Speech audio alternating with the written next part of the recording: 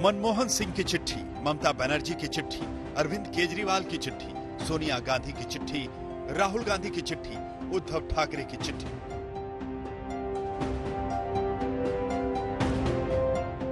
ये पिछले 10 दिन में 6 नेता हैं जो पीएम मोदी को चिट्ठी लिख चुके हैं। कोई सुझाव दे रहा है, कोई कमियां बता रहा है, कोई किल्लत बता रहा है। हालात हाथ से बाहर होते जा रहे हैं।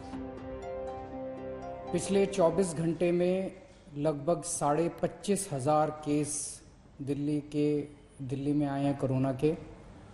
पिछले 24 घंटे में पॉजिटिविटी रेट बढ़ के लगभग 30% हो गया है। आईसीयू बेड्स की खासकर काफ़ी कमी हो गई है। लगभग सारे दिल्ली के आईसीयू बेड्स मिला के 100 से भी कम आईसीयू बेड्स पूरे दिल्ली में बचे हैं। ऑक्सीजन की भी काफ़ी कमी है।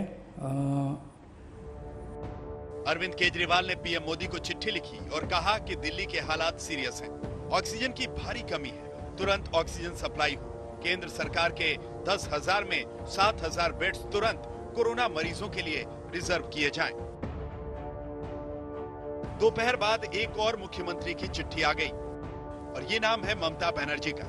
पीएम मोदी को चिट्ठी में ममता ने 3 बातों पर शिकायत की और आरोप लगाए। पहली बात यह कि केंद्र से बंगाल को ठीक से वैक्सीन नहीं मिल रही। वैक्सीन की सप्लाई कम है, सप्लाई अनिश्चित है और वैक्सीनेशन प्रोग्राम पर असर पड़ रहा है। दूसरी बात यह कि बंगाल में रेमडेसिविर और दूसरी जरूरी दवाओं की बहुत बड़ी किल्लत है। केंद्र सरकार को इस पर तुरंत ध्यान देना चाहिए।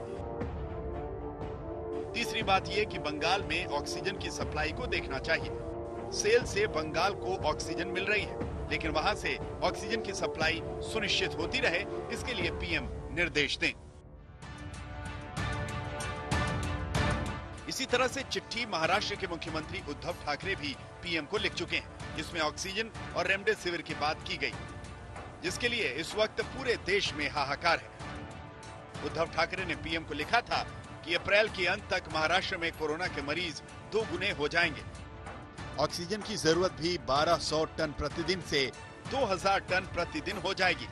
इस हिसाब से ऑक्सीजन की सप्लाई सुनिश्चित करना जरूरी है। ऑक्सीजन के ट्रांसपोर्ट में रुकावटों को दूर करना जरूरी है। ऑक्सीजन सप्लाई को एयरलिफ्ट करने की इजाजत देनी चाहिए। रेमडेसिविर की कमी पर ठाकरे ने पीएम को लिखा कि एक्सपोर्ट कंपनियों को उत्पादन और बिक्री की मंजूरी देने के लिए जरूरी लाइसेंस दिया जाए।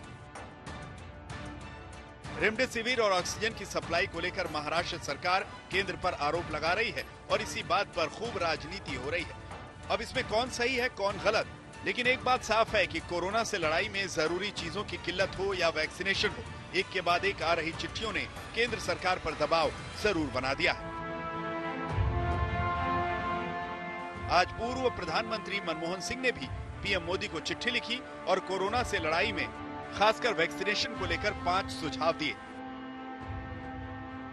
उन्होंने लिखा कि सरकार ये बताए कि वैक्सीन उत्पादकों को कितने ऑर्डर दिए गए, जिन्होंने अगले 6 महीने में वैक्सीन डिलीवरी का वादा किया है।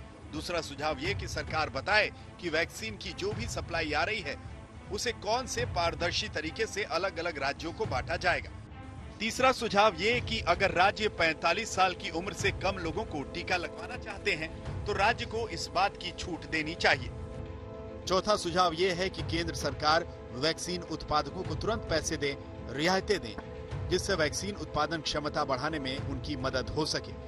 पांचवा सुझाव ये कि जब वैक्सीन की घरेलू सप्लाई सीमित है तो यूरोप और अमेरिका में इस्तेमाल के लिए क्लियर हुई वैक्सीन को बिना शर्त आयात किया जाना चाहिए। एक हफ्ते पहले सोनिया गांधी भी ऐसी ही चिट्ठी लिख चुकी है, जिसमें वैक्सीन की कमी पर सवाल उठाए थे और राज्यों में संक्रमण के हिसाब से वैक्सीनेशन तेज करने की बात कही थी। राहुल गांधी भी इन्हीं बातों पर पीएम को चिट्ठी लिखकर मांग कर चुके हैं और इन बातों से ही सरकार पर लगातार हमले कर रहे हैं। आज राहुल गांधी ने एक और बड़ा ऐलान किया कि वो अब पश्चिम बंगाल में रैलियां नहीं करेंगे।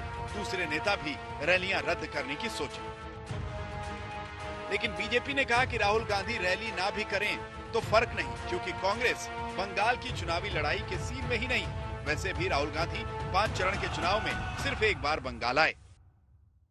देखिए, राहुल जी के बारे में क्या बोलूं, मेरा तो एक ही सवाल है, ना उनका पार्टी ना उनका इकाई इस दौड़ में है, और वो तो खैर शायद इस देश में है भी क्या। आज भाजपा चुनाव प्रचार में व्यस्त है। भाजपा का ध्यान वोट सुरक्षा पे है, स्वास्थ्य रक्षा पे नहीं। भाजपा का ध्यान इलेक्शन कैंपेन पे है, जनता की पेन कम करने पे नहीं। भारतीय जनता पार्टी केंद्रीय सरकार से गुजारिश है कि वो राज्यों के साथ दंगल और रस्सा खींची का खेल ना खेलें। दंगल की बजाय मिलजुल कर कोरोना महामारी का सामना करें और देश को उत्तर दें कि 1 साल तक ऑक्सीजन सिलेंडर, इंजेक्शन, अस्पताल के बेड, वैक्सीन की शॉर्टेज को नहीं समझ पाए, क्यों तैयारी नहीं की। रैलियों को लेकर सवाल तो लगातार उठ रहे हैं और ये कहा जा रहा है कि इतना बड़ा संकट है तो ये बड़ी बड़ी रैलियां और रोड शो क्यों हो रहे हैं। लेकिन बंगाल की चुनावी लड़ाई में बीजेपी और टीएमसी दोनों इसकी अनदेखी कर रहे हैं। कोलकाता से सूर्याग्नि रॉय के साथ आज तक ब्यूरो।